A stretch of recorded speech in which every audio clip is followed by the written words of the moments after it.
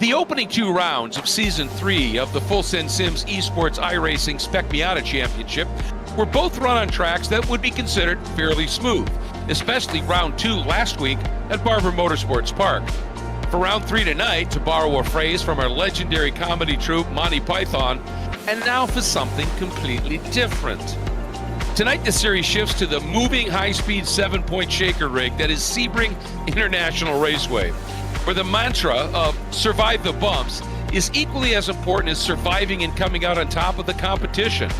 Hi folks, I'm Greg Kramer and welcome to the legendary track known simply as Sebring. As always, I'm delighted to have Kyle Heyer with me on the call tonight. And Kyle, even with all the bumps, the last time we raced Sebring, it resulted in some incredibly close and naturally exciting action. Oh, it was so exciting that this season we had to do it twice. This is the only track on the calendar that we're going to go to more than once. This time is the full course layout, Greg, but we have the club course coming up as the season finale in late October. So it proved to be a really exciting combination last season, and I think we're in store for much more of that tonight. Oh, I do too. I mean, some of the finishes were as close as they could possibly get. And the racing that unfolded while it was going on, of course, pretty intense with all the bumps here. And, just that little bit of track knowledge. And everybody always thinks, Kyle, about turns 1 and turn 17. But there are bumps elsewhere on the track that you've got to be aware of when you take a look at this track. It's a daunting place, and an awful lot of spots, Kyle, as you're going to take us around here, where you're on a wide straight and you go into a corner and it just bottlenecks. Yeah, it starts with a run down the front straightaway here, and this is a mix of World War II airbase taxiways and runways and some asphalt sections. And the first run down the front straight is all concrete. And right as you exit turn number 1, it changes back to asphalt for most of the first sector, transitions back to concrete later in the lap. But there's so many different types of corners here. Big acceleration, big braking, high downforce corners, hairpins. It's got a little bit of everything. And while the track doesn't go up and down a whole lot over the course of the lap, it goes up and down very quickly for most of the lap. So it's a very, very bumpy racetrack, as you alluded to, and a shaker rig is probably the kindest way to describe the bumps around here. It is rough out there, even in these simulated cars. Well, I love it when you said it doesn't have a lot of actual elevation, but I've talked to suspension engineers and shock specialists, and they say in terms of shock, bump, and rebound, the amount of elevation, if you just stack that one on top of each other, is absolutely extraordinary. This is a place where the suspension, along with the driver, gets a pounding. So any of our competitors tonight that are in active sims where they can feel the bumps and the like, even the ones that just have the jolts and the curbs, they're going to be feeling it at the end of tonight. But man, it's such a fast, exciting place. And so many of the corners, people think that to run into the hairpin, Kyle, okay, you just brake, you turn in, it's a tight corner. Well, it, like so many of the others here, it folds back on itself in a hurry.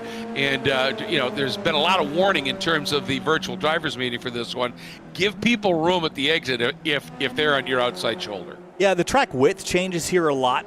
Is not only just the physical width of the track from edge to edge, but also the racing line. In many corners, you can take a couple different grooves. Sunset Bend, the final corner, is included in that.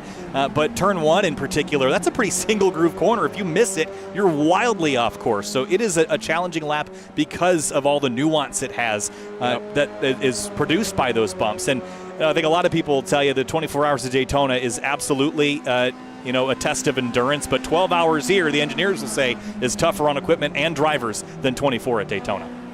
Well, you never saw Audi, for instance, back in their glory days in sports car racing when they were racing at Le Mans, dominating, testing for a long period of time at Daytona. But they would live at Sebring in the off-season because of exactly what you're talking about. And it prepared them well for Daytona, for Le Mans, for anything else out there. In terms of mechanical reliability on the cars, this place is the exceptional test. Here's that final corner, Sunset Bend. And this track has seen several changes over the decades. It's been a racetrack since the early 1950s, and you see how much the car is bouncing around in there, and that just creates a lot of balance shifts as well. You have to have the car really set up well to take the corner. If you get it sideways or kind of get the balance out of shape, the bumps are only going to make that a lot worse. But this current configuration, it's really fast, but it is a long lap, 3.7 miles. That means over 2 minutes and 30 seconds around here for Morgan Burkhardt, the provisional pole sitter. And over the course of a race, it'll seem like you've gone over about a bazillion pavement changes. You can see them here. There's changes here, back again. All of this kind of stuff, every one of those offers up different grip. And you've been talking about how rain is going to be available soon. I think everybody's going to be really happy that this one here did not have rain capability because of exactly that. And some of it is where the water sort of hides in every one of those grooves on those runways and taxiways. You know, when we get back to one of those shots, you can just see all those seams, and the water just sits in there, and you catch it wrong, away you go. Yeah, rain upcoming in iRacing. Now, as far as the latest knowledge I've heard on it, it is most likely going to be the December build, but I am going to hold out a little bit of hope that we get it in next week's Season 4 build. They could surprise us. We've seen lots of teaser images and some video now about it, so I wouldn't put it out of the question.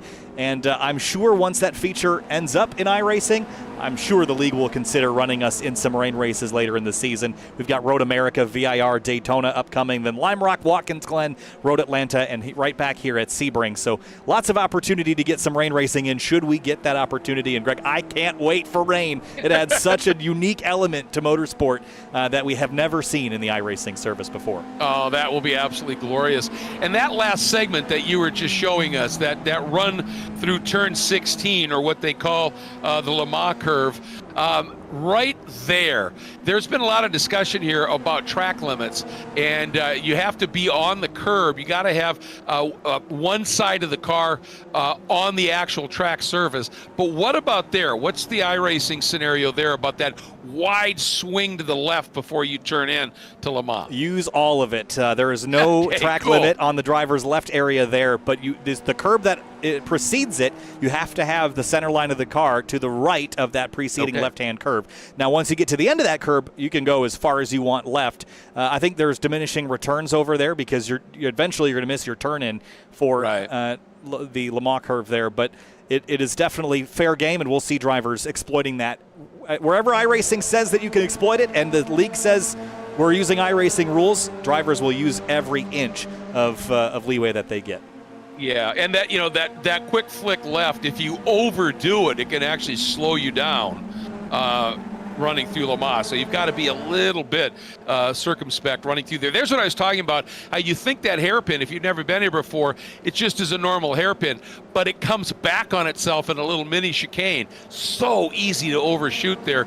You've really got to be on your game around here. Bumps for sure, but also just how the track will come back at you in a weird spot at high speed here, and that's part of it. Right now, Morgan Burkhardt on top, but he's got a sizable margin of almost 7/10, but the guy who's second is Camden Hibbett. I'll tell you, Camden, since he's joined us here, Kyle, has really been a revelation. He has been super quick, and right now sits second in front of the likes of Rice Pudo, Rick Segrini, Olivier Piatek, Beans Forrester. I have to give Beans a big shout out for using a Ted Lasso GIF in one of the responses here on Discord. It was absolutely great. But Josh Masoto, Skip Brock, really impressive what we're seeing right now from Camden Hibbett. Yeah, really impressive stuff. And I think that 6/10 advantage Morgan Burkhardt has right now, that's great in qualifying. It means he's got great single lap pace, but the draft is going to pull that and maybe a little more away.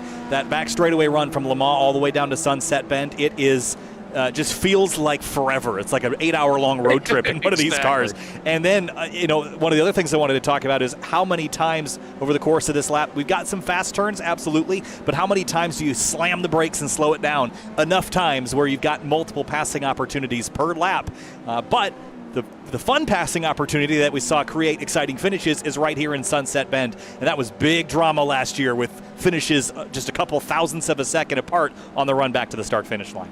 Oh, yeah. I mean, car down inside, moving the guy just in terms of the line, not through contact, but taking that line, moving him a little wide, which puts him into a little higher bump ratio scenario, and being able to hang on to it. This, too, turn one, can be a fascinating and effective passing zone, but you've got to get that pass done early because, again, this track narrows up. And turn one, folks, is wickedly quick. Really tough to state that. You can see actually how open that is up in that upper left sort of corner there. As with qualifying ended, it's Burkhardt on pole by a ton. And then it tightens up as we see Hibbett, Rice-Puto, and Rick Segrini. The margins back from that Burkhardt lap. Awfully tight, Kyle, but I think you're right. We saw last time we raced here, pretty good pole margin, but it evaporates in the race. It certainly does, and that turn one you pointed out was a big topic of discussion. I think it was race 2 last season that we had a mighty big wreck down there in turn 1. It just we did. The track is really wide. The racing line is very narrow. It tends to be a trouble spot here, Greg. But we're about to get rolling. 2 20-minute races tonight. But race 1, as the field gets to the grid, we do have a pretty reasonable sized pace lap here. It will take us a couple of minutes to complete those. So we've got plenty of time to talk about the partners and people that make it all happen, Greg. Well, absolutely. And, of course, top of the list easily is Full Send Sims. Owner Cord Schmidt, a lot of background in military sims, and participates in real-world racing. So when he builds and he and his company build a sim, he gets it from the ground up, but with the mentality and precision of a military sim. And so what you get is just an absolutely incredible set of sims that you can run. There's a number of them that you can get in pretty much any sort of cost window. They have a new one out now called the Pro Ultimate Rig. Features triple screen setup with a 49-inch center monitor, 2 side monitors, and a 34-inch fourth or top monitor for telemetry, track data, track maps. And you can check out all that at the Full Send Sims website, fullsendsims.com, and just check into it. Also, of course, have to say a massive shout out and thanks to our presenting sponsors. They are just superb, and that, of course, is Final Turn Motorsports, full service prep shop, trackside support, dyno tuning, Miata transmission builder. They do it all. And 3P Logistics, it is full on logistical support. They'll even take care of booking flights, cars, hotels, group gatherings while you're away from home at the track, tailored trackside support, even race car storage, maintenance, and the like. So they are second to none. And when we think about, once again, Full Send Sims, it always meant, we always want to mention their slogan is practice makes podium. And whether it's in a sim or at the racetrack, seat time is what gets you to the front. And if you're not getting enough on the track, you can do it in a sim. And oftentimes, Full Send Sims will even be at a track. They have a rig that has 2 sims in it. And this weekend is the big race at Sebring for SCCA. Full Send Sims will have their 2 sim rig there, so you can do side-by-side training. You can have coaching come in and talk to you. And we're excited because there's an awful lot of drivers that race in this Full Send Sim series. Jordan Rick Segrini, Nicola Rice-Puto, Preston Pardis, Trace Hans, Jim Friedhofer, Jillian Victor are all going to be racing there this weekend. So going to be fun seeing how they come out in terms of their podium and their practicing. It'll be a lot of fun to watch. We have a big grid here tonight. I think it's the biggest we've ever had. 34 cars, 17 rows. And Greg, let's kick things off with the starting lineup. We might not even get through all of it in half a pace lap here at Sebring. It's crazy. Row 1, though, Greg, take it away. Morgan Burkhardt starts on pole yet again in the number 40, joined by Camden Hibbett, 132. Very impressive this season. And row 2, it's Nicholas Rice-Puto in the number 15. He starts 3rd. Jordan Rick Segrini starts 4th in the number 108. And then starting in the 5th spot in the number 62, Olivier Piatek, kind of wanting to rebound from Barber. Beans Forrester in this familiar number 23, starts 6th. And in 7th place, it's Joshua Soto. We've seen lots of impressive runs from the 77, alongside Skip Brock Jr. The same comments for him. He'll be fast starting in 8th in the number 32. Yeah, getting a big podium, I think, at Barber. Starting in the 9th spot, the number 22, Eric Henwo, and Max Schweid starts 10th in the number 98. And Paula Bowen starts in 11th in the number 12 car. Caleb Patry, 12th in the number 998.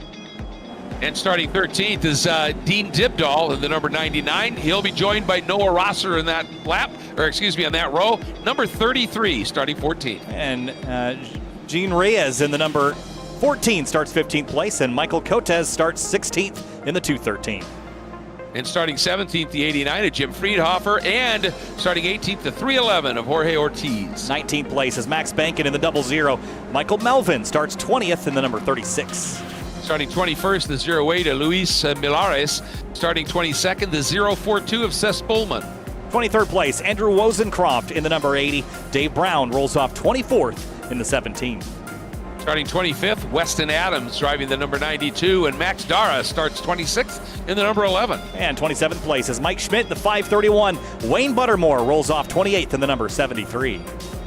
Starting 29th, the number 24 of Jason Oliveras, and starting 30th, the number 16 of Leonardo Escorpioni. And two more rows. Rich Green starts 31st in the 29 car. Noah Jackson 32nd in the 34. And wrapping it up, starting 33rd, the 172 of Court Schmidt, and starting in the 34 spot, the number 35 of Andrew T. Gillian. Well, just in time for the pace car to get to Sunset Bend, Greg. Two 20-minute races. It'll be about 8 laps worth of racing, but this run to turn 1 is going to be frantic and fierce. Here they come to the start line. Let's hope everybody just decides get through turn 1, then go racing. Green flag is up. Burkhardt and Hibbett looking forward. We're green! Big move by the 77 of Josh Soto, covered there by the 15 of Rice Puto. There you have it, Kyle. 1, 2, 3, 4, 5 abreast as we head down into turn 1. That is difficult math. And look at that move by Rice Puto, trying to get underneath Burkhardt and get him offline. Could not get it done. Everybody running a little bit wide in the back, but so far so good. Let's keep it that way, guys. Oh, man, I cannot believe they got through turn 1.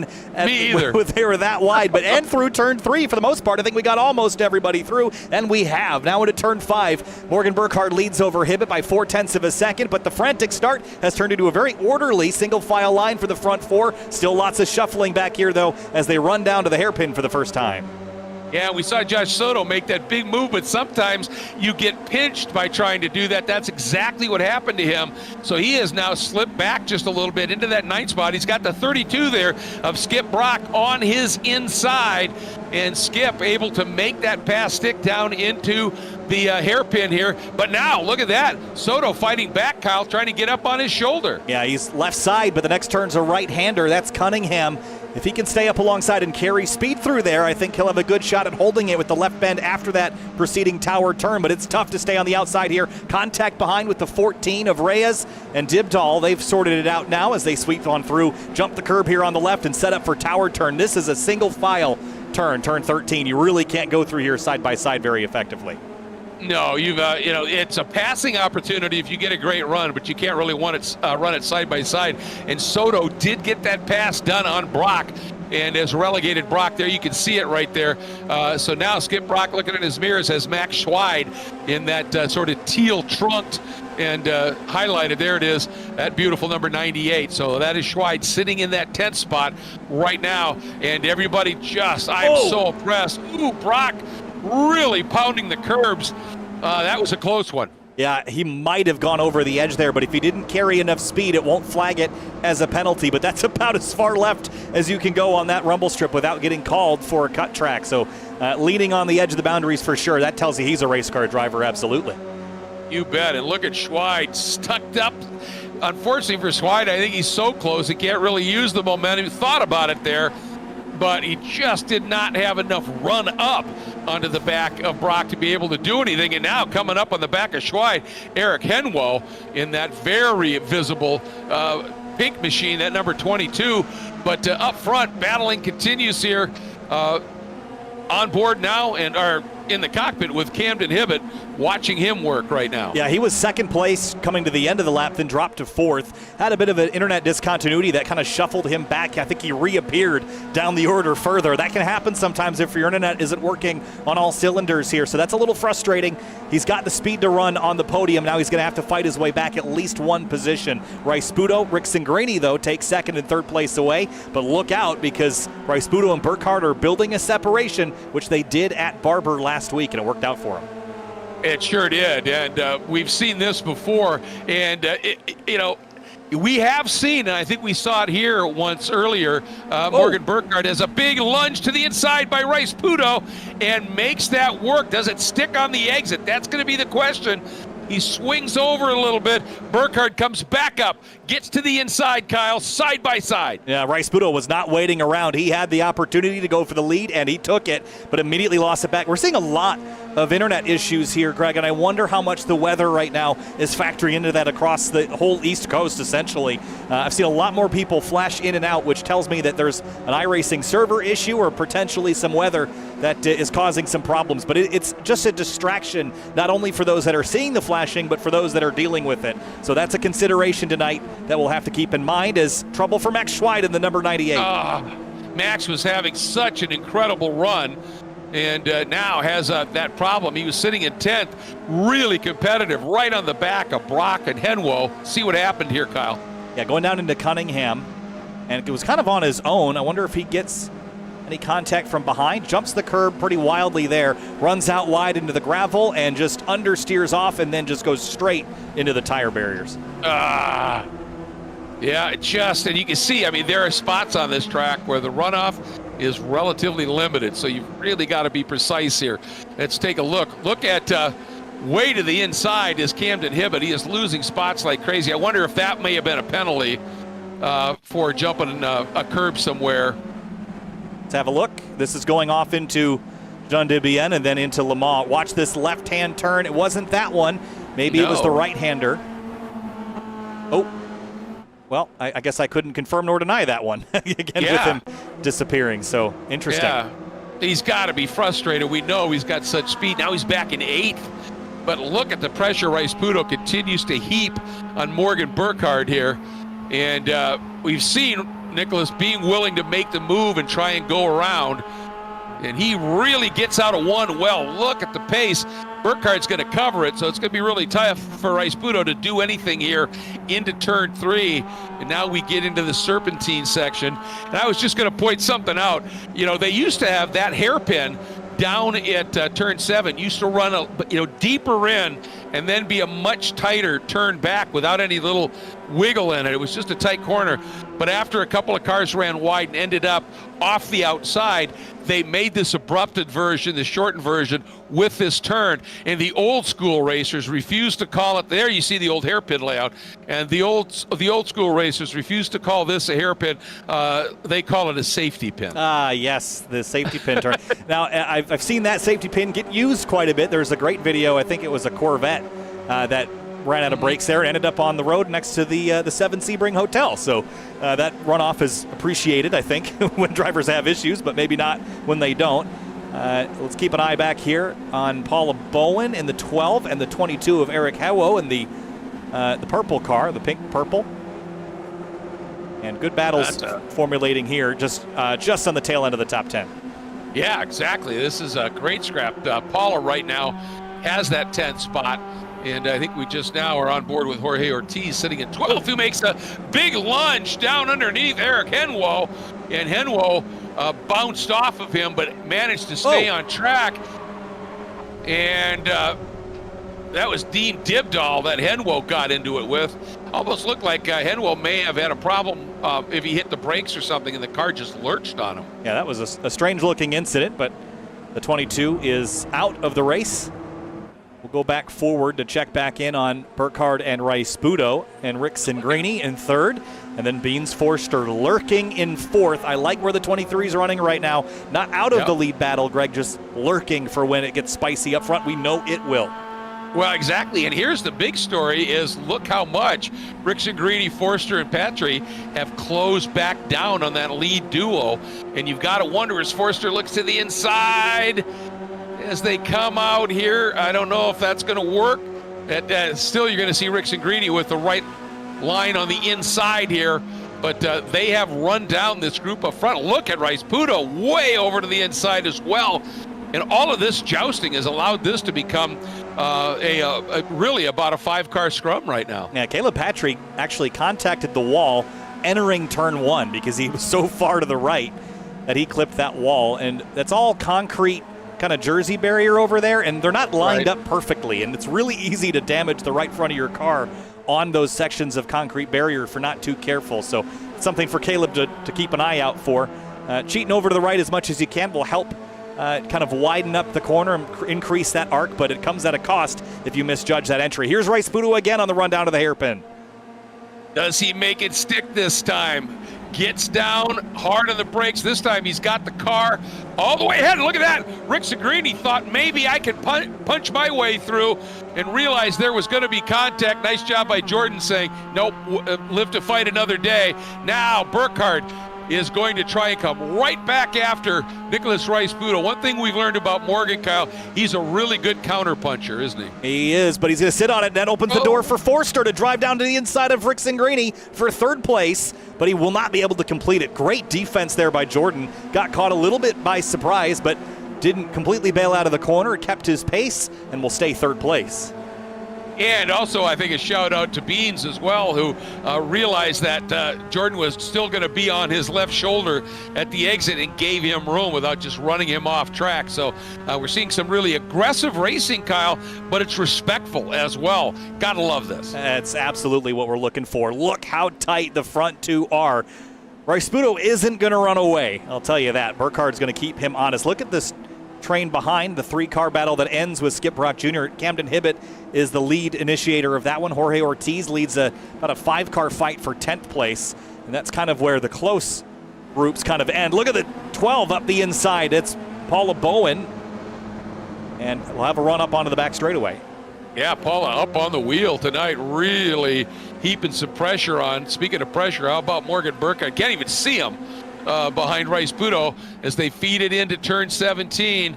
And this is where you've got to do that delicate dance, have the right lines over these bumps. And there is a run spot through there where the bumps are a bit minimized. And if you get off that, they get suddenly quite exaggerated. And all right, Burkhardt. And I think Burkhardt right now is going, okay, Nick, you wanted to lead. Let's lead, but let's break these guys and see if we can't get clear of Rick Segrini, Forster, and Patry. But even so, they just close right in. Forster running wide, Kyle. He held on to it. Yeah, he's pushing the limits for sure, but I think it's going to be tough to shake Rick Segrini and Forster, and Patry for that matter. They're all on it tonight. It's going to be tough. And going back to turn 17, there's so many different entries to that corner. I don't think I've ever run it in a way that's really satisfying. There's so many different lines, but the wider you go, the more danger you have on exit. The challenge is that iRacing just recently caught up with the real world track, and that there's no grass at the exit of 17. You can go all the way up to the tire bundles, and that as a driver is an attractive proposition to use all that road. But I'll tell you, from personal experience, from driving a LMP2 car into it in a league I ran, that track gets real narrow pretty quick when you're carrying that much speed through 17. Yeah, the thing is, you're right. When you turn in that late, it's really tough to get the car back down to the apex. As Forster now trying to plant himself. He got to run on the outside, going to try and make that work. He's there. He's on the outside. This is going to be a beautiful roundup pass if he's able to make it work. Looks like he is. It looks like Patry's coming right through. But watch this now. Rick Segrini going to try and dive back down to the inside. Couldn't get it done, but that was a good defense there to keep Patry behind him.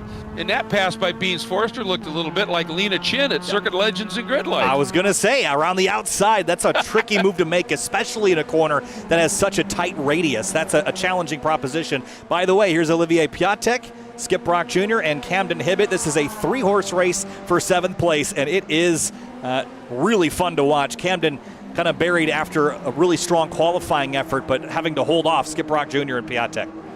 Yeah, he's got to be beside himself because he knew qualifies outside front row and then has that issue and is back in the pack. But, the thing is, the guys he's racing with, Brock and Piatek, are really fast too. And so that's obviously keeping him pretty busy at this stage as we go back to the front. Speaking of busy, that's all Rice-Budo is seeing in his mirrors is busy. And Morgan Burkhardt tried to square it up, didn't he? Yeah, didn't pay the toll, and the gate didn't open that time through, so he'll have to stay in tow, at least for now. Under 7 minutes remaining. That's about 3 laps worth of race time here at Sebring. And they are beginning to put some distance on the battle for third as Forster, Patry, and Rick Segrini are not quite in agreement of which car should lead the fight back up to 2nd place. No, and Rick Segrini there turned in early. This is going to really have him float wide, and that's what I thought. Here comes Patry. If Patry has enough, and I think he's got the overlap into the turn. Now Rick Segrini's going to stay parked on his right side, and I don't know if there was contact. I think maybe Jordan, just that outside line, there just wasn't quite the grip there, and he had to give it up. Let's check it out again from this angle. Oh, there was. Yeah, there was. I don't know how much Rick Cingrini left for the 998, but that's such a tight corner there. The curb on the inside's really tall, so you can't overhang the left side tires on the rumble strips like you can in some of the slower corners. The apex curbs here vary quite a bit in how much you can use without bouncing the car wildly. You can use all of them here at 7, but maybe not at 3. I think that's what led to that in part. I think you're right. I think Rick Cingrini left enough room if Patrick had to get up on that curb, and that's what sort of bounced him in there. So, well, I'll tell you, what a great scrap this is. Ortiz in that sort of deep blue car, then the white Castrol car, Bowen, and then John Reyes now behind them. This has just been cut and thrust. Every time we look, somebody else has that 10th spot. A little bit of overlap there, and here comes Reyes up the inside at Cunningham. And this has just been a much racier corner than I'd expect it to be. Bowen fights back on the outside. That outside line at Cunningham, I would not think that you can defend very well out there, but maybe because the inside car has to pinch off the exit so much, it allows that outside car to maintain a lot more momentum than the inside car. I think so. I think if the driver on the inside, is considered enough to not run the outside car off and give them that lane, then you really do have to pinch that corner. And every time you tighten up a radius, Kyle, as you know, that just bleeds speed. And so you could actually make that work. We've seen it happen a couple of times there. But that little bit of cut and thrust has given Jorge Ortiz there about as big a margin up into that 11th spot as we've seen so far. And that 10th spot, excuse me. And then just ahead of them is that 3-car battle for 7th. Camden Hibbett, Skip Brock Jr., and Olivier Piatek. They've kind of fallen in line right now, and they're losing some time still to the group ahead of them, so they'll probably end up racing each other in the final 2 laps of this one, Greg. But with 4 minutes and 14 seconds to go, 2 laps to go here at Sebring. I'll tell you what, I was thinking Burkhardt was working. He said, I don't want to lead. You want to lead, Nicholas, fine, but let's get away from these guys. And while we were covering some of that other action, Soto looks down to the inside of Rick Cingrini, side by side through 1, and Soto gives Rick Cingrini the room on the outside. And look at that. It's just that extra bit of speed. Same thing we were just talking about in 10. Where did he come from? There was a 5-car race for a long time, but then Soto, out of nowhere, just ran faster than the leaders last time by. So found another gear and used it to run down Rick Cingrini and Patry. So we'll keep an eye on him. He could be a wild card here in the closing moments of this one. The 14 and the 12 still banging doors here through turn 3. The 12 might have had a cut course there, and they're still leaning on each other through the first sector. And I'll tell you what a great graphics package here on that absolutely chrome top to bottom machine. What a great look for that car. The 213 of Michael Coates. Looks like it rolled off the factory floor with the chrome paint on it, and they just slapped some numbers on it. It looks absolutely great. He's come up to join this little battle, as has Michael Melvin there in the Le Mans winning Mazda livery. In the back there, that green and orange back up front. I'll tell you, what you were just talking about with Soto, same thing for Beans Forster. When we left them, when we were back covering that other action, he was, half a second back. We come back, and he is right there. So he ran some absolutely extraordinarily quick laps as well. His last lap was a 236.5 to 237.2s by the guys up front. He just found it. Here's some crazy stats. That was more than a half second quicker than the 2 drivers ahead of him. The 2 drivers ahead of him ran identical laps of Sebring International Raceway. That is sensational stuff. That's extraordinary, is the only way to put that. Now, Bryce Pudo's realizing that now we're in the window when Morgan might be thinking about doing something, so he's defending and also, working to try and break the draft for Beans. Beans says, all right, well, I'm going to go way out. You can see how much tighter those guys turned in. And look at the turn-in run that Beans got. He just made up the better part of 8 or so car lengths here, and it's just by that wider arc through the corner. As here we go, white flag, 1 to go. And once again, Bryce Pudo defending. Do we see Beans do the same thing and say, you guys take that tight line? Now, at the last moment, they both arc out, Kyle, realizing they've got to open that up a little bit, or they're going to be slow out of one. Well, this might be a couple decades too late here at Sebring, but they got to pull the pin on this grenade because it's go time down here into turn 3. Rice-Pudo's got the advantage, but Burkhardt knows where this race is won and lost, and it's turn 17. The challenge is, Forster knows that too, and he might not be cooperative with the 40. So it's going to be these three drivers scrapping it all the way back to the checkered flag. I think this race is going to be won in the last 100 feet, and I think everyone else knows that too. I do too, and I mean, right now, Rice-Pudo is just going to defend everywhere until he's sure nobody's going to make the move here. And to follow on your line, yeah, I think they've opened the Bombay doors. Yeah, I think they have. Oh, that might be a cut course for the 40. That was pretty far left. You can get away with a lot at the exit there, but that is playing with fire to put 4 tires over the curb on exit there. But looks like he got away with it. That was mighty close. Now there you go. Rice-Pudo just feints to the center, moves back, and now late braking by Burkhardt. Oh, and I think that was a sudden reaction by Rice-Pudo. Oh no, he saves it, but he loses so many spots. But I thought he thought Burkhardt was going to hit him and open the wheel up, and maybe didn't have to do that. That's a real shame. Oh, and there's a push. Forster, he gets a run here, comes up to the inside. It is going to be an absolute drag race, Kyle. Game on. Half a lap to go here at Sebring. Beans Forster muscles his way by the 40 after an understeer at Tower Turn. Morgan Burkhardt, though, he gives up the overlap, tucks back in line, and now through Jean de Bienne. Big slide here and into Lamont Curve. Burkhardt sets him up for the run down to turn 17. And here's the exit through the Lamont curve. Every ounce of road on the exit, and immediately Beans moving over center track, being ready to cover any move. Burkhardt looks to the inside. Beans just keeps pinching a little bit. They are side by side down into the final corner here. Watching in the background, Caleb Patry, Jordan Rixagrini, all thinking, do we have an opportunity here to make something happen as Morgan dives down to the inside. Can he hold it through to the exit? That inside line paying off. Nothing that Beans could do about it. Here we come. Onto the front straight, and Burkhardt making the lunge down into the final corner, brings it home. Wow, Kyle, incredibly close with Patry. Look at this battle right at the line here. And you can see the grin by Camden. He fought his way back up into 6th. That was a great ending there for that group of cars. Jean Reyes in the number 14 comes home 11th. There's still a couple of cars coming across the stripe here. Dean Dibdahl, Andrew Wozencroft, and how about this one? Dave Brown and Seth Spolman into the final corner. Are they going to try the crossover? Spolman's really wide, late exit here. Look at him throttle up, but he has to bail out. There's nowhere to go. Would run right into the back of the 17. Didn't time it quite right. He'll be 21st. Yeah, and he just couldn't get it to turn down to that apex anymore either to try and get underneath them. So just had to give it up. But wow, everybody just giving it their absolute all. And just another fascinating race here.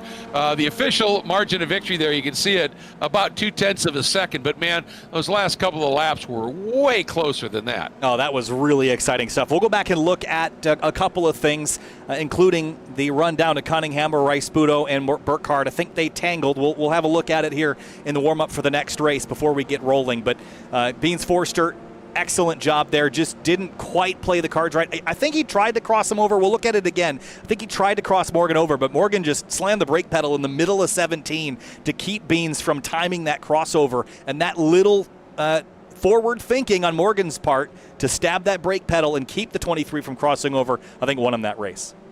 Absolutely, and that's all part of the game. You know, sometimes you over-slow to null somebody's momentum behind you, and that's all part of the chess game here, obviously. And there are those who say, "Well, is that really?" You bet. That's part of racing, and it's part of the guy chasing to be able to figure out a way around that. Jean Reyes up into the 11th spot. Cota's in that beautiful chrome number 213 is 12th. Melvin, Dibdahl, Wozencroft, your top 15. I want to also note Court Schmidt, 16th after starting, I think, 33rd in that race. That was probably a super fun climb for Court. Yeah, I bet he's grinning ear to ear, no question about that.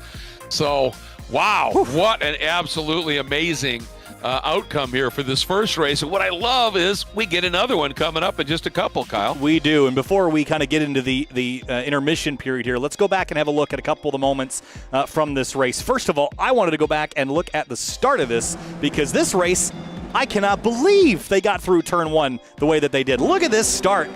I mean, how many wide are they? Yeah, Four, I mean, five at least at one point that I could see. Now that lead group is kind of 4 wide, and then they fan out even more, and yet everybody at this point, Kyle, gave everybody just enough room to get through that bottleneck turn one. I mean, that's almost unbelievable. I cannot believe that happened the way it did. And Look at this. They're 4 wide right there. Still, on exit even. Yeah. I mean, incredible. That was unbelievable. And then let's go back and have a look at the run down to Cunningham. This was Burkhardt on Rice-Puto. Burkhardt sweeps to the right here. Dive up the inside. Was there a touch? I think there was. But I think so, huh? Yeah, it's going to be tough to look at again. This will be the best angle here. Oh, yeah. Just the way the car snapped back. It's tough. I know. Yeah. Was that one of those, where you said, that the computer sometimes will say it's a touch? Yeah, I'm only going off of the hands of the 15. I don't know how easy this comes across for you, Greg, but the 15, I see his hands turn to the right. They don't move back to the left, so he didn't steer away. But it's a tough, tight corner entry, and then, of course, he kind of half spins here. But then, after all that happened, we have to go and forward our way around to catch the run down to the checkers, because this Beans is a sitting duck here, and it just comes down to the way that you play the game. And I think Beans did about as good as he could do. And then turn 17, this is where Morgan pulls out all the stops. And I think you're going to see the brake lights come on mid-corner here to keep Beans from crossing over. Let's ride on board. No, but you can see Morgan trying to move him over. Right, yeah, maybe it wasn't. It was earlier in the corner than I thought it was. But right here, this is the critical moment. Is he breaks early there, and Beans is going to try to cross him right here. But you see the brake lights on and how Morgan dragged the brake a little longer. He just couldn't quite sneak up the inside at that point. Yep. And I was surprised that if you back up just a little bit from there, Kyle, when we're done with this, is right about here, I'm surprised Beans didn't say, okay, I'm just going to swing out. Right. And go out a bit and then really dive down underneath him. And at that point, had Morgan dipped the brake, Beans had enough roll speed maybe to go around the outside. There's a little touch there, wasn't there? Yeah, he just tried to turn in and cross him up, and the 40 overslowed, knowing he was going to do that. So really impressive driving on Morgan's part to really drive out of a blind spot and keep Beans back there. But that was a really excellent display of defense there from the 40. It was.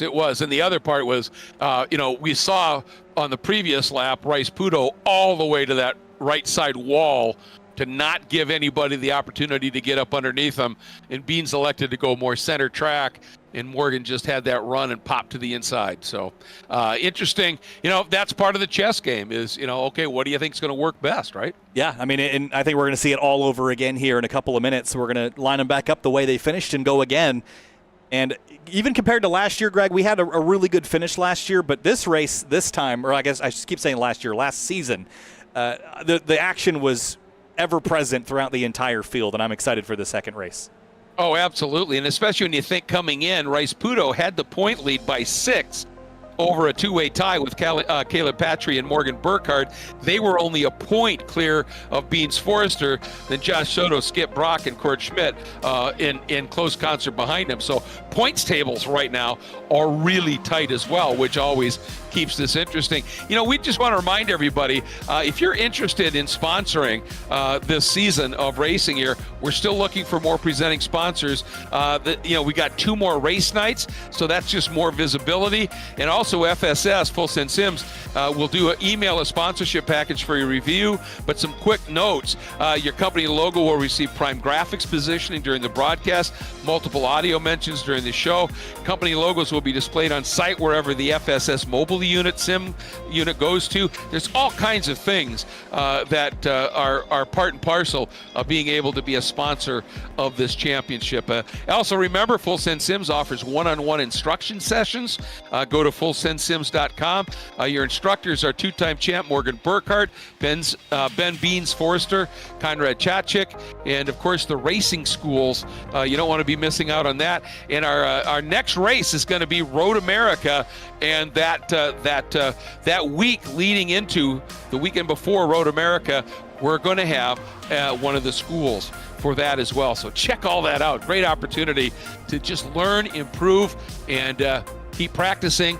You might make the podium. I can't wait for Road America, one of my favorite places on earth. And then we're following it with some more amazing racetracks. Virginia International Raceway went for the first time this year. I love that place. Daytona, the road course, lots of drafting. Then we head to Lime Rock Park, the polar opposite. It's going to be so much fun to sling around the 1.5 mile, 7-turn road course up in Connecticut. Then Watkins Glen. And here's the fun part about the Glen, Greg. It's the cup configuration, not the boot course. Oh, boy. So no boot. We're going to be carrying a lot of speed there. And then Road Atlanta, another one of my favorites, followed right back up here by Sebring. So the season's got lots of really exciting things on the horizon. Just a really excellent North American road racing calendar. And it's going to be a blast. So cars are rolling. And again, just a reminder, the starting lineup's on the left, just to give you a preview of where everyone finished, where everyone's starting. 4 drivers did not grid. Noah Jackson, Jason Olivieras in the 24, Eric Hewo in the 22, and Noah Rosser in the 33. So it is a 30-car grid for race number 2. That's, you hate to see anybody drop out, but things do happen here. One of the guys I think we should be keeping a really close eye on here is Camden Hibbett. If he can avoid those dropout issues, he fought his way back into a top 6, had a really good lap as we take a look at him here, coming from that 6th spot outside of row 3. He had pace, as did Soto, so we'll see what happens here. Yeah, really impressive. Seems like whatever issue was plaguing him has subsided in general. It seems like the stability of everybody in the server has gotten a little bit better as far as the internet goes. And it's not normally an issue that is on the iRacing side, but I have seen it happen. And when it clears up, it's pretty evident, and it seems like it's done that. So that's all good news. Well, because you'd mentioned the weather, and obviously I'm over on the west coast of Florida by Tampa Bay, and there were reports of potential power outages or power flickers and the like. So I don't know if any of these people having that issue are in this part of the state where that might be happening, or a little bit north of us. But nonetheless, you're right. I haven't seen anybody blink out for a while now. So. Also wanted to note, this is, again, a revamped version of Sebring International Raceway. It got a bit of a refresh and a re-attending to. There are some cars off track in the background. I don't know what that's all about. Some cars running into each other. But this track got a little bit of a refresh and revamp. And with that came a faster pace speed. We're doing 65 miles an hour behind the pace car. And that's helpful. Nice quick pace laps here. It's a long way around. And it does, it's a long way. And also it really helps you get some heat in the tires and brakes here before you get going after it. I hope nobody in the back there ended up breaking their car so bad. I think it was just that, the accordion compression thing. They were just trying to hustle, and everybody maybe slowed up. So hopefully they were able to all stay with it here. And down into one of my favorite sections of this track. I have always loved Bishop and Jean de Bien-Benz. That double apex left-hander is so fast. Yeah, Bishop is great. There's that curb on the inside as well. If you're in a car that can take it, climb up on that thing at 150 miles an hour. That's always a scary moment, but it's super fun. One of my favorite corners on the racetrack as well. I think I also really enjoy turn 1 and 17. I think there's a really unique challenge. One of the things that's helpful, and I'm not sure if we have an angle of it. We do. The top of the fence there's a cone right at the apex of the corner. And if you can use that cone as a sight line and get right down to the inside wall at that cone, you're going to be in good shape. Absolutely. But if you get pinched or the car suddenly steps out, you can nose into that inside wall at big speed. Not such a big deal in these cars. But I saw an LMP2 Mazda do that during the Sebring 12 hours and just helicopter all the way across the track and land on the outside of turn number 1 there. So it's a great corner, but man, it can trip you up. And this time, let's see if everybody can do what they did before. Green flag, we're green, and let's see if everybody can get through turn 1 once again. Big move by Michael Kotis there up on the outside, and he immediately gets covered up. Here we go again. 4 abreast, 5 abreast, 6 abreast for an instant, and there's the turn in. Rick Singrady gone. and that looked like a car blinked out and came back, and as the car came back, it collected them, and then you get the big one. Yeah, this is what we ran into last season, race 2 again as well. Everyone got really that was a great avoidance there by Michael Coates, but everyone gets really confident after the first race, goes in there with a big head of steam in race 2. And look at Piatek off course at 5, and he was made up a bunch of spots on the start, but lost some right here. He's going to lose some more. Yeah, wow. I mean, he almost ended up in downtown Sebring. It was off so far there. But anyway, things starting to settle just a little bit once again. Big lunge down to the inside. How did he get that stopped? That was spectacular. That was that Piatek. Yes. Again, trying to cover a recover here just a little bit. Hopping on board with Court Schmidt sitting there. Up now into 12th, started 16th, so a great start by Court. And working his way to a top 10. For the moment, ignore Michael Melvin reset at a particular moment. That puts him to the top of the order just until the field passes by in pit lane. So ignore that for now. Court is P11 as he scraps with Leonardo Escorpioni ahead of him in the number 16. Yeah, Leonardo came from way back in the pack in that first race. Up into a great spot, and he's up here from 18th to 11th. So, man, this guy gets through the field nicely. He certainly does, but the leaders still one solid group. Now, Patry has replaced Jordan Rick-Singrini in this front 4, but it's Forster, Burkhardt, and Rice-Sputo otherwise, which is the same group we had prior, and Jorge Ortiz in the number 311. And Skip Brock and Josh Soto, a lot of drivers that were in that second and third group, they're not that far away, but they need to have a pretty concerted effort to stay up with the rest of the group. Now, the car, there's a 17 going around. I was going to point out that car that was running slow, I didn't catch the number on that on the back straightaway. It's going a lap down. Oh, yeah, okay. And that was Dave Brown who had that little bit of a loop here. Oh, it's Melvin. Ooh, a lot of damage. That's Melvin, isn't it? Yeah. That's great graphics on that car. Hate to see this happen. Scorpioni drops a couple spots at 17. Looks like Dean Dibdahl and Court Schmidt did the over-under. Court up to top 10 with 17 minutes to go. So a really great start. And Rice-Sputo all over the back of Burkhardt. And Forster looking for a bit of redemption after losing that first race by just over a 10th. Yeah, just tucked right in, just letting those guys lead, watching, looking for weakness. And how about Jorge Ortiz? I mean, he is staying in front of Skip Brock. Oh, Soto down to the inside of Brock. Brock gives him, or Soto gives Brock a little room on the exit. They're still side by side. What a run, and look at Camden trying to figure out a way through on these guys. He dropped out blinked out for a minute and lost some ground again. So he's got to be beside himself, but look at the focus. It's like, well, whatever. I've got to deal with it.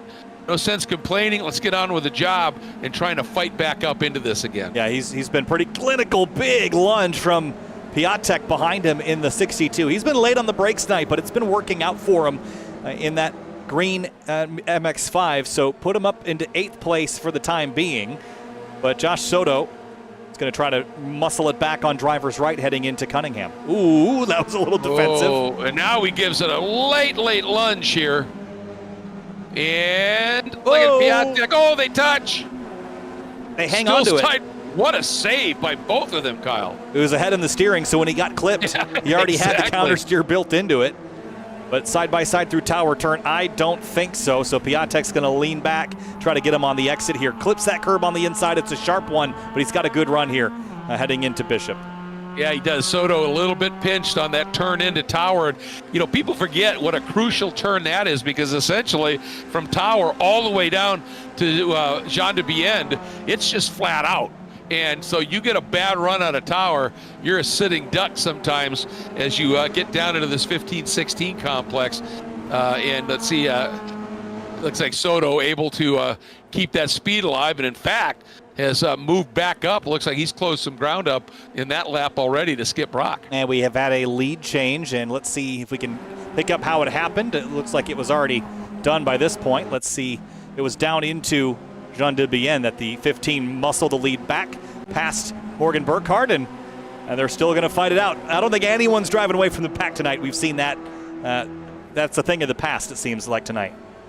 Yeah, I agree, and you pointed out there's just enough of these long straights where if you lose a little bit of momentum, you can actually pick up that enough of a toe to get back in. You just don't want to make any monster mistakes.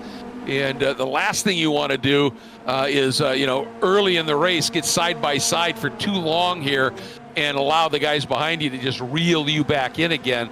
So there's a lot of discipline going on right now, isn't there, Kyle? It looks like it.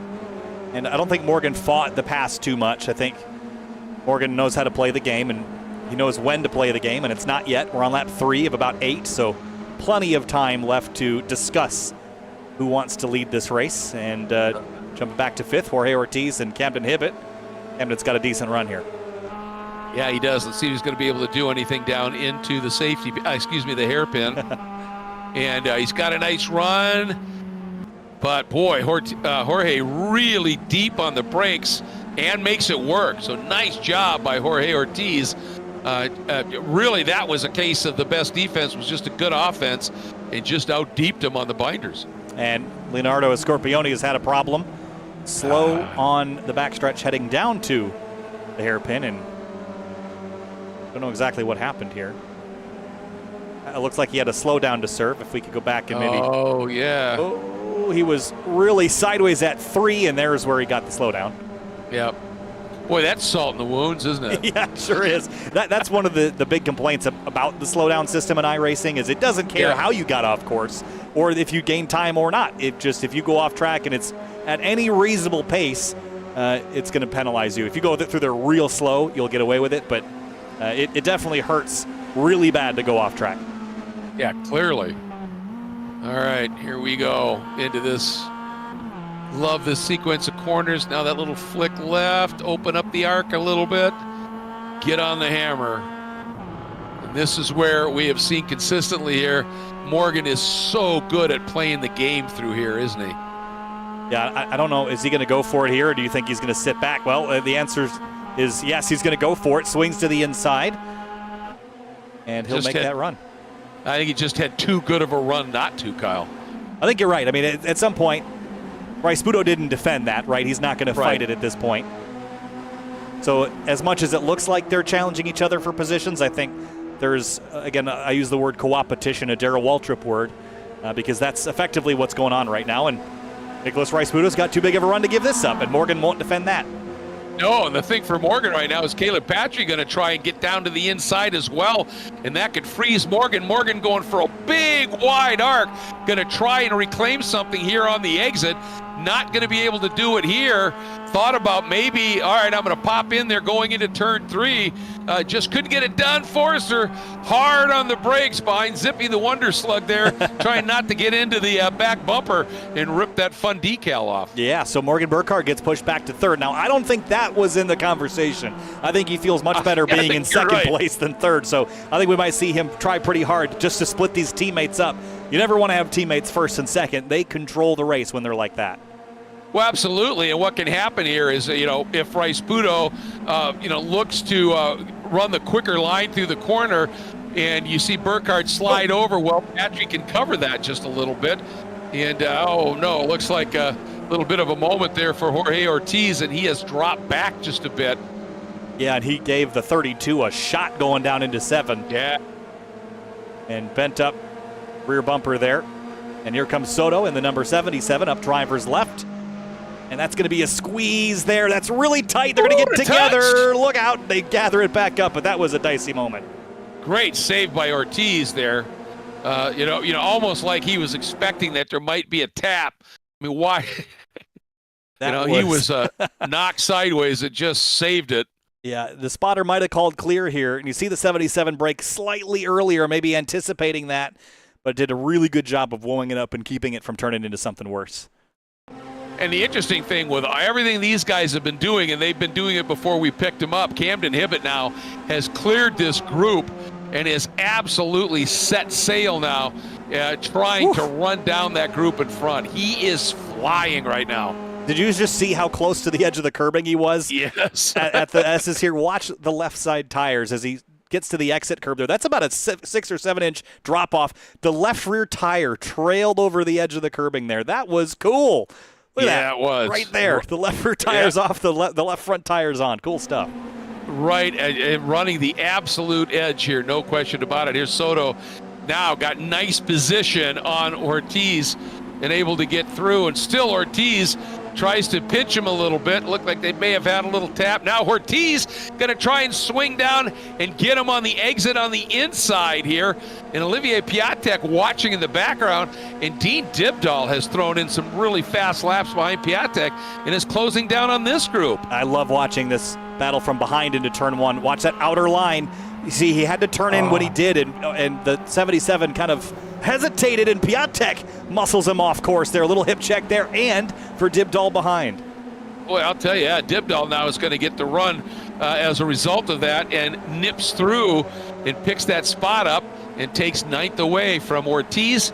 And Kurt Schmidt sitting just outside right now of the top 10 in 11th, watching all of this at this stage. There's Court working his way through, a little bit lonely on the track right now. Yeah, he was running a little better, and you see some rear end damage. I wonder if he's had a bit of contact or gotten some contact from somebody. Yeah, maybe the toe now has been knocked out just a little bit, so he's just trying to figure out a drive around at this stage. And Dibdahl and Ortiz now scrapping for ninth place, and if Court's smooth and tidy, he might be able to run these two down as they fight for position. But all that behind this quartet that leads the way into Cunningham. 8 minutes to go, and two teammates lead the way. Burkhardt third, and Forster, who feels like he might be owed one, runs fourth. This is going to be fascinating to see how this plays out, as I said, because, Patry right now, he's playing two roles. One, he's playing rear gunner, obviously, for Rice Pudo, just trying to slow the speed of Morgan Burkhardt. But he has no qualms about going through on Rice Pudo if he gets an opportunity and can drive away to the win. So he's really playing the game here. And I think Beans right now is just laying back going, what are they going to do? And, of course, how can I jump on that opportunity? Well, I think maybe Beans' best chance is to let everyone else in front of him get distracted with each other and then swoop in at the end and steal the egg out of the nest. I think that's his best opportunity. If he gets intermixed with the front three and starts kind of slicing and dicing, the risk he plays is that he could distract Morgan and Caleb and let Nicholas and Caleb drive away if he gets caught up with just Morgan. So you have to be smart if you're running fourth here. You could very easily break up this fight in a way that hurts you more than if you just waited for them to make it spicy on their own. Oh, absolutely right. Absolutely right. You see there, Caleb, it looked like, all right, I'm going to try and make an inside move on Rice Pudo. I don't think so. I think he was just making sure that there was no lane for Burkhardt here and making Burkhardt work extra hard for it right now. And Morgan also, I think, is playing still at this time the waiting game because Patry, coming out of Le Mans onto the back straight, onto the Ullman straight, ran way wide. And I think Morgan had a little bit more mojo and maybe could have done something. And he just let Caleb come right back in and said, now is not the time. And, everybody knows that Beans gets a sniff of anything, he's going to be there. So I think everybody's, being pretty cagey right now. Well, and for the front two, they're teammates until they're not. That white flag flies, all bets are off, right? So right now they're working as a team, but they're going to be fierce opponents when that white flag flies, which will be in a couple of laps. 3 laps to go this time through, so we're starting to count it down.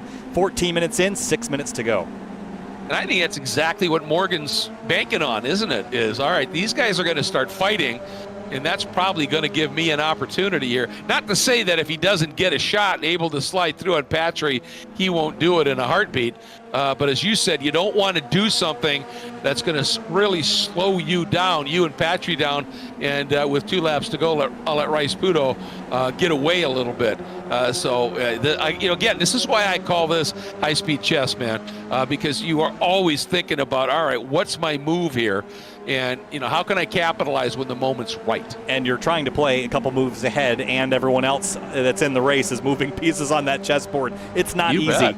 I mean, I always say that it's really hard to compare racing to any other sport because instead of playing one team every game, you're playing 30 of them, and everyone's got their own motivations. And some of them are working together and only for a little while, and some of them are working together the whole time, and some of them are solo opponents. It is so complex. It is a chess match, Greg, but there's 30 players, and they all got their own pieces, and sometimes they don't even show up onto the board until they're about ready to take you out. Well, yeah, exactly, exactly. And the one thing, these four sure as hell know each other, right? It isn't like they've got somebody who's relatively new, super fast, that they don't know how they race. So these guys know how they race, and they know where they can do something, where they're going to get pinched pretty bad, and it's just it's fun because you've got to figure out a way through on people who know your game, and that's what makes it exciting. 2 laps to go. What a shot! Isn't that fun? Oh, it's so fun. That high angle through 17. It's actually really hard to get it when you're driving it. It's hard to get a perspective of how turn 17 is actually shaped geometrically. Yes, because it kind of just feels like it's one consistent radius all the way through when you drive it, because that's how you drive it. But it kind of comes to a point. But when you look at it from above, it's really a couple different corners. The leader of Rice Spudo's off track, dragging a tire. That was a sketchy moment. Yeah, I mean, that would have so easily could have gone wrong for him. And one could have collected everybody behind him at worst, but could have also just had him out of this game. And that was a great save by Rice Spudo. I mean, he didn't lose a thing. No, kept the foot in it, and I think that's the critical part. Doesn't matter if you drop a tire off track, even 4. If you keep your foot in it and keep the steering straight, you'll come out okay. You don't have to worry about cutting a tire in dirt or runoff area like you might in the real world, or breaking suspension or something of the sort. Hence those really tough off-track penalties when you do get them, to kind of compensate for the ability to keep your foot in it in the grass. So by my reckoning, Kyle, next time by, we should see the white flag. Yes, sir. We will be white flag next time by. So the chess match is already being played in the head, and the moves are yet to be made. Yep, but inside the car already, the drivers are starting to roll those gloves off. Yeah.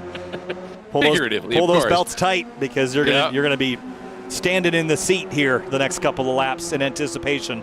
And Burkhardt, a little bit of a shallower entry into Tower Turn, just making sure he's got a presence in the mirrors for Patry, who's going to be playing defense here, maybe rear gunner for Rice Spudo until that white flag flies. Yeah, exactly. That's the whole thing. And, again, getting back to where the points are right now, Patry's tied with Burkhardt, and Rice Spudo is 6 up. So if Patry gets a shot, he wants this win. But more importantly, I think they'd like to try and keep Morgan buried in the points a little bit here, so that somebody else has a shot at it. Wow, Rice Spudo really pounding that curb. And that may have slowed right there. That may have slowed Morgan up. This may have given Beans an opportunity here. You can see, here we go. The snake starts here.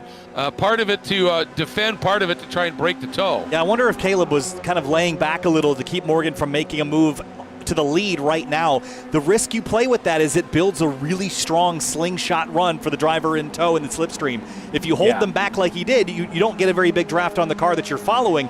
But at the end of the straightaway, that draft is much more effective. So that's dangerous, I think, to leave that big of a gap for Morgan to use up. White flag, though, Greg, 1 to go. Yep, here we go. And Morgan moves off line.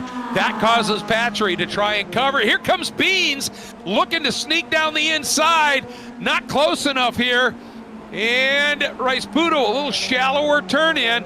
Is he going to be able to maintain the speed? And he protects on the exit. He had that plan all along. All right, you guys want to get up around the outside, fine. But I've got the inside line where it counts. So you talked about it, Kyle. Even before we got into 17, I think Rice Spudo already had his plan for 1. It worked so far, but this is just sector 1 of 3. There's a lot of corners left to go. So if he's only thought this far, he's in trouble. And I don't think that he's only thought this far, but it gets a lot harder from here on out. Boy, doesn't it. And again, look at that. Here comes Rice Spudo trying to get down and make the move on Caleb Patry. And Patry at this stage goes, well, I'm just going to go around the outside here. Oh, look out, though. The 40. Here he comes. Yep, this is, and Patry gives him just enough room to get up the inside. I think Patry could have squeezed him just a little bit more there, made that a little bit more tough. But now you've given Morgan an opportunity, but now Beans going to give Patry a little bit of a push here and get Patry up and a little bit of overlap. Wow. And he's going to try and cover the outside. What a move. Not only protected from Burkhardt, but sneaks around, takes the lead. Where did that come from? Around the outside at turn 10. We have just, I can't believe he did that. And he's through to the lead now. He's in the lead, and I think, Nicholas Rice Spudo was more worried about where Burkhardt was, and Patry just drove around the outside, Boy, we've seen a couple of amazing outside moves there in turn 10, and that one was one of the best I've ever seen. But now, here comes Rice Pudo. Big lunge to the inside here. They're side by side.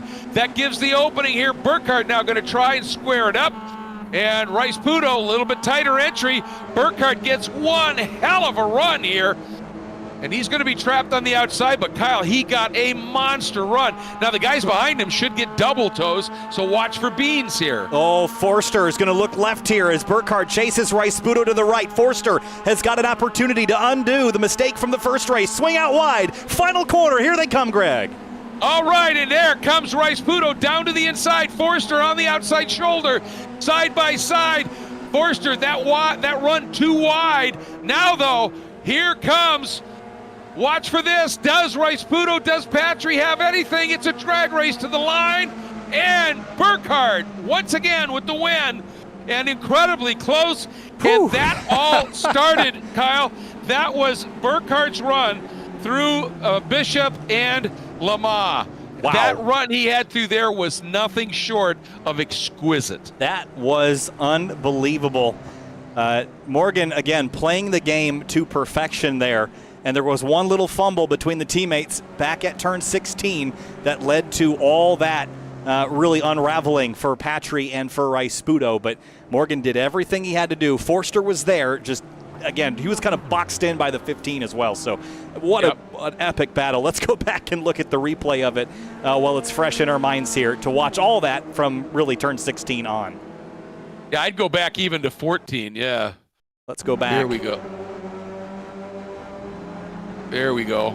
Out of tower.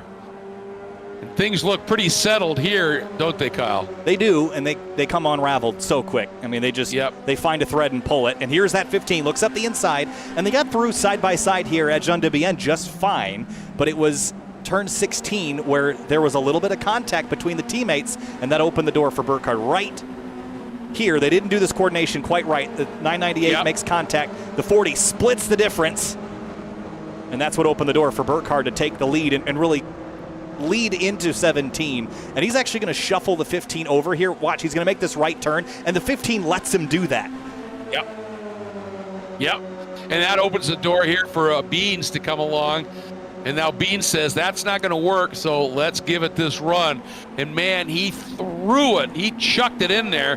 But you can see he had to give a little bit of leverage there because of the run that Rice Pudo had, and that was that. But, wow. Yeah. Look at this. Just, again, it looked kind of good there, and then he goes, oop.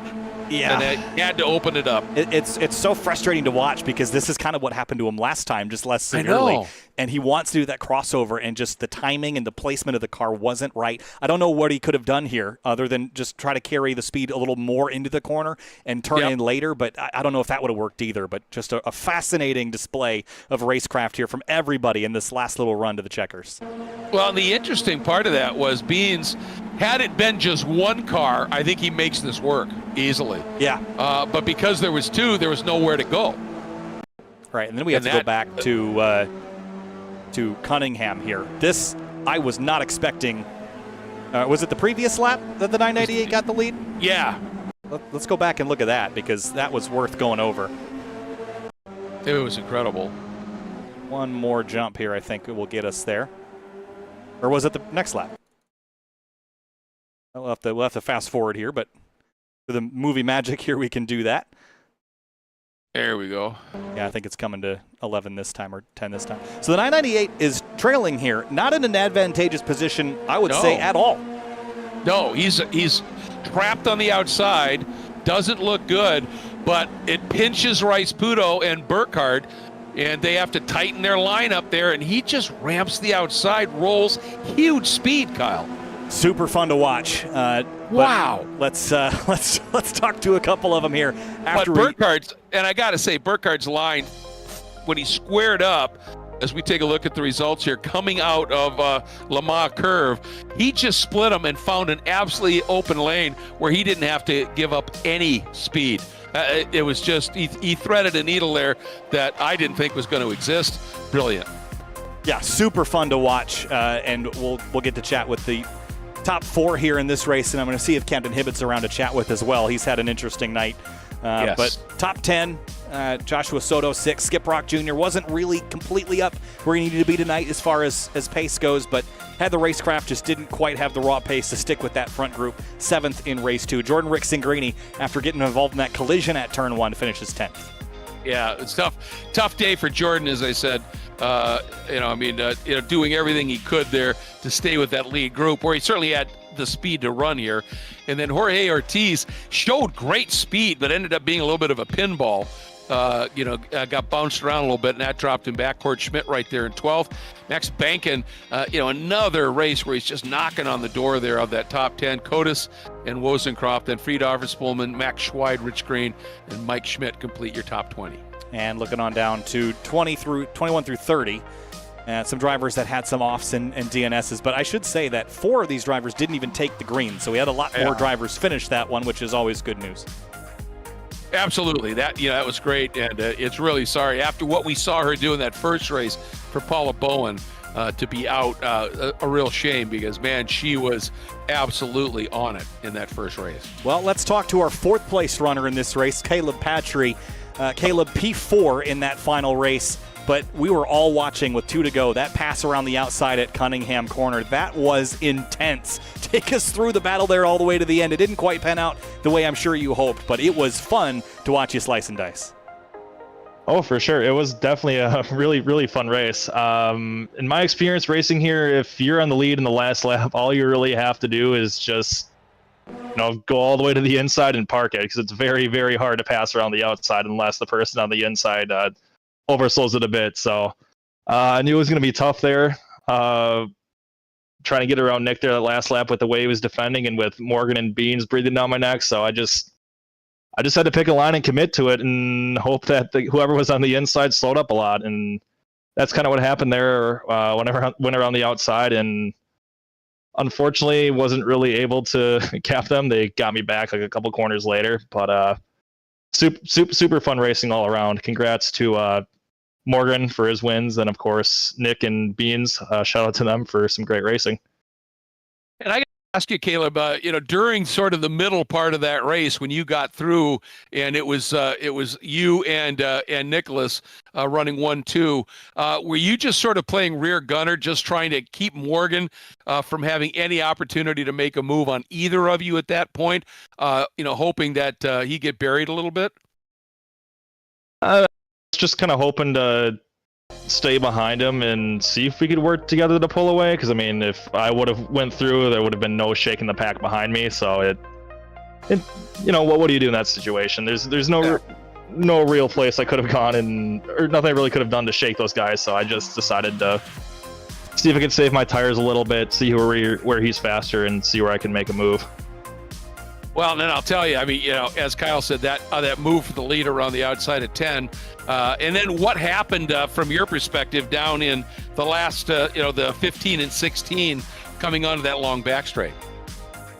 I actually didn't watch the replay, so I don't really, I guess, know what happened, but I knew Nick was to my inside, so I was just trying to give him some room, and then going into 16, I just tried my best to hang the speed around the outside and try to get a run, but I think we ended up making a little contact, and that killed both of our runs on the back straight. Yeah, it looked like there was just a little tap, and it just got you guys moved off enough. But I'll tell you what, I mean, it was just an incredible race in general, and your pass around the outside of Cunningham Corner is going to be long remembered, man. That was brilliant. Well, I am honored. All right, thanks, bud. Great race. Thank you, guys. Thank you, Caleb. And we'll move on to Beans Forster now. Came up short twice, 2nd in race 1, 3rd in race 2. Beans, it was so much fun to watch the battling tonight, especially that 2nd race. It just got so wild coming back to the checkers, but both times you had an opportunity in the final corner to kind of try that crossover move, and both times got blocked out, just couldn't quite get the positioning right at the right time. So take us through your moves on those final laps, trying to get that crossover done, and what else was left under the sleeve if you had another race to try. Yeah, I don't think I had anything else left. Usually I kind of stick out wide going into 17. but I figured with the competition I'm facing now, try and pull some different moves because I don't usually get opportunities to make some kind of moves like this towards the end of the race. So I wanted to give it a shot. I knew I didn't have. I knew I wasn't going to lose too much if I did lose out a bit. I mean, I still got the second in that final race there, so I'm happy with it. I learned a little bit too, which is always good. And Beans, I got to ask you, in the second race here, you swung out really wide, relative to the other guys' lines into 17. In the first race, when it was just you and Morgan, you sort of stayed more center track and ran on his shoulder going in there. Had you swung out wide like you did in that second race, it just looked like when you did that in the second race, you carried way more speed, but with the two cars there, you ended up with nowhere to be able to go to turn in underneath. But had you done that in that first race, do you think you may have been able to make that work? Yeah, I think I definitely could. I know Morgan's really good about seeing moves like that coming and being defensive, but I definitely think I had a better possibility of getting that done in the first race. In the second race there, when I came back in, Morgan's car came into my view really fast, and so I had to kind of unload the tires a bit and correct it and try and get that load back in them. And by that time, I was just kind of sliding out more. We can see you open the wheel up a little bit there. Yeah, I figured they were going to be a little bit closer to the wall, and if they were like half a car width closer, I think I'd have been able to make it along the outside of Morgan, but they weren't. Yeah, sometimes it's just that simple. If this would have happened, I'd have been able to do it, but it didn't.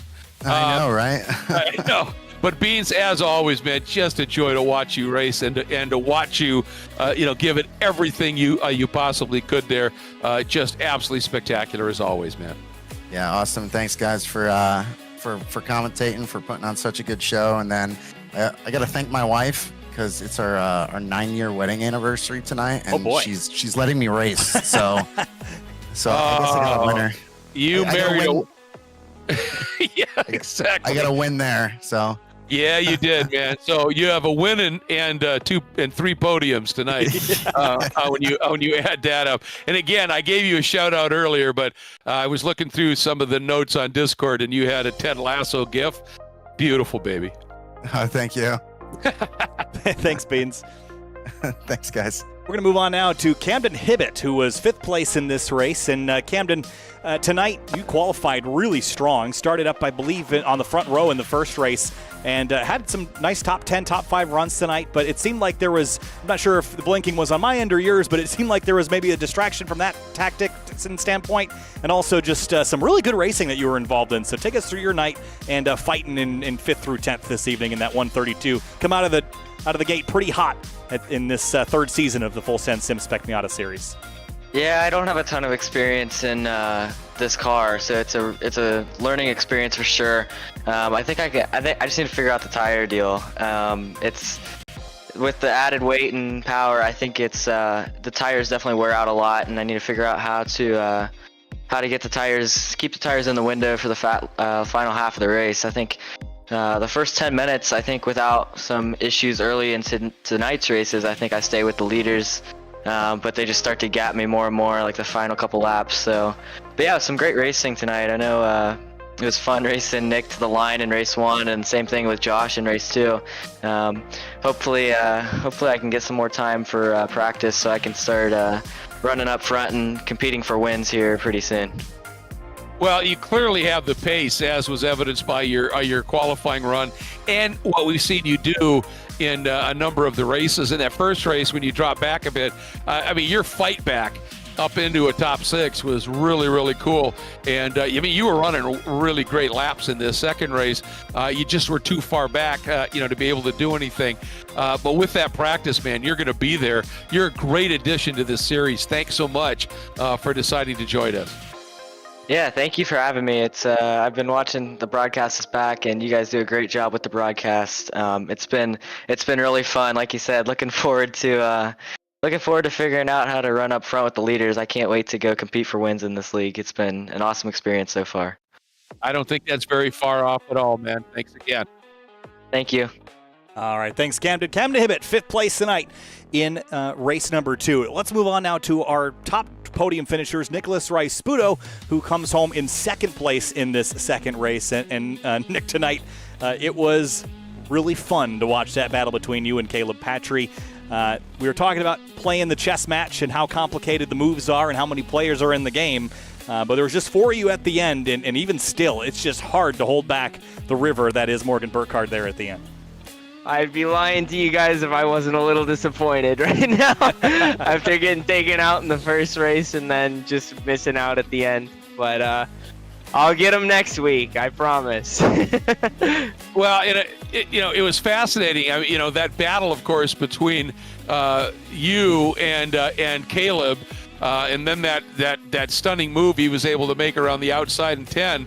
But you guys, once the 2 of you got in front of Morgan, it looked like, all right, if you can just keep him buried a little bit, maybe let Beans try and work him over, something might happen there.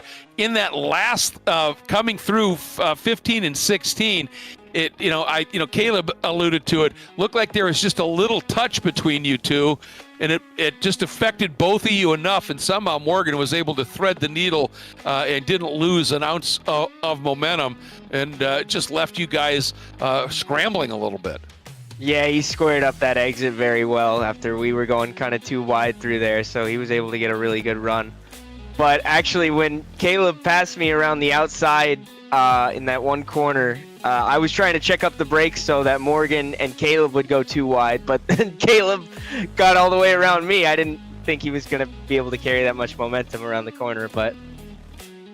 Well, and I mean, that's part of the chess match, isn't it? You go, okay, I think I can make this work, and then somebody else is able to, I'll make something happen. Nicholas, once again, man, this was some of the most exciting racing we've had this season, and over the past few seasons with the 4 of you just playing high-speed chess out there. It was spectacular. I'm sorry you didn't end up on top, but, man, you gave it your all, and as always, we just love watching you race, man. Thanks, guys. Thanks for the great broadcast always. It's our pleasure. Of course. Thanks, Nick. Nice job tonight. Thank you. And Morgan Burkhardt, 2 wins are there in the results column, Morgan, just like last season, but I don't think that tells the full story. Tonight was a pretty fierce fight, especially at the end of race 2. You were 3rd coming into the white flag. I think Greg and I kind of agreed maybe 2nd was where you wanted to be, but when the moment came and the checkered flag falls, you led that critical last quarter mile to the checkered flag. Take us through your night and playing defense as hard as you did in order to come out offensively and win both races tonight. Yeah, no, this was one of the most fun races that I've had. Sebring always caters to that kind of thing. But race 1, it was kind of difficult. I was able to kind of break away with Nick a little bit. Beans, I think it was Beans, stuck with us till the end. And I knew Nick, I think Nick thought where I was going to make the move, so I tried to kind of surprise him a little bit and do it in an unorthodox place so I could kind of mess up his rhythm, getting him to quake a little bit. And unfortunately, we just got a little bit of net code and it's kind of a door-to-door impact, and he got popped a little wide, and then got a little bit lucky with the car placement and Beans and set that one up coming out of 16 and just beat him to the line. But race 2 was a lot more difficult. We had more cars to deal with. There were more factors of where you wanted to be.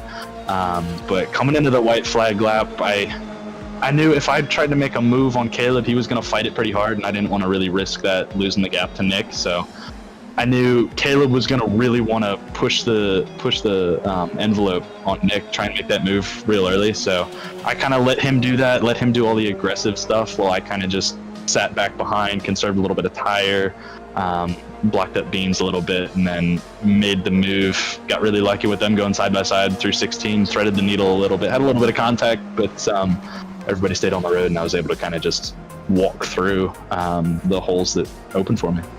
Who did you said a little bit of contact? Did you have contact, or was it just the contact you saw between Caleb and Nick? I saw a little bit of contact between Caleb and Nick, and that's really how that hole opened up at like the apex of 16. But on exit, I put my foot down as soon as I turned in, trying to roll as much speed out of the corner as possible. And as I was going through the hole, it just closed up as the tail end of the car was going through, and I had a little bit of contact right here with Caleb, just on right there. Oh, there it is. Yeah, All right. just a little nudge, but Right. But you had rolled so much speed, and when those seas parted, you threaded that needle. It was spectacular. Yeah, I saw it going into the corner that they were gonna just really slow each other up, so I backed way off going into I think 15.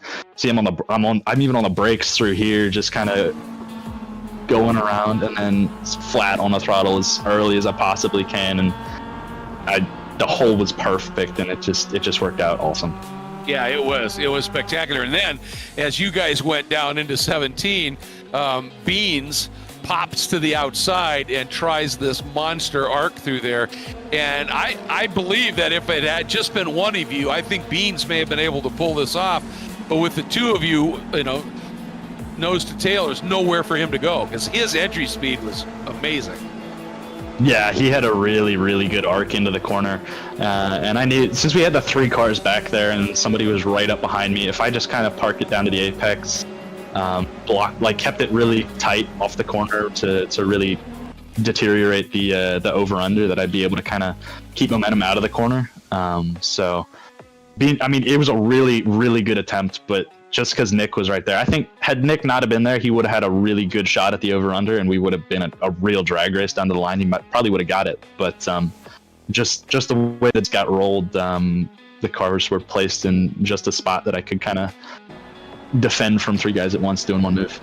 Yeah, no, it was just one of the funnest races with so much chess match stuff going on in there, and watching strategies and how things are playing, and then you get the win in this one by 0.3. I think the first one you won by like 0.17 and 0.13 here, so really, really close stuff. And I got a feeling right now that Puto, Forrester, and Patry are all going, what the hell do we have to do? Funny thing. Yes, sir. Talking to Nick, Caleb, and Beans in the waiting area right before this, Nick's whole kind of outlook on it is anybody but Morgan to win. So they know who the battle is with, I think. I keep using the term co-opetition. And that's a Darrell Waltrip term, everyone working together to work against somebody else. And I think you might be that person, Morgan. It is you're victim of your own success at this point. I think I might have a really big target on the back now. Yeah, well, I was going to say, you win one championship, you get a target. You win a second one in a row, that target expands noticeably. And but so far you've been able to live up to the defense, and as always, just a treat to watch you race, man. So thank you again, for, along with all those other guys, just making this a spectacular pair of races tonight. I appreciate you guys doing the broadcast, and thank you for those words. We're going to try and put on an even better show next week at Road America. We can't wait, right, Kyle? Can't wait for it. National Park of Speed, Jurassic Park of Motorsports coming up next. Morgan, thanks so much for chatting. Thank you. All right, Greg. Wow. I mean, this has got to be up in the top 3 full send sim Spec Miata series events we've had. The racing, especially at the tail end of race 1 and race 2, unbelievable. And that run down to turn 1 in the first race, how did they not wad it up down there the first time? That was crazy. I just can't believe that they got away with that. But what an unbelievable night of racing. And we're only in round 3 of 10, so 7 more to go.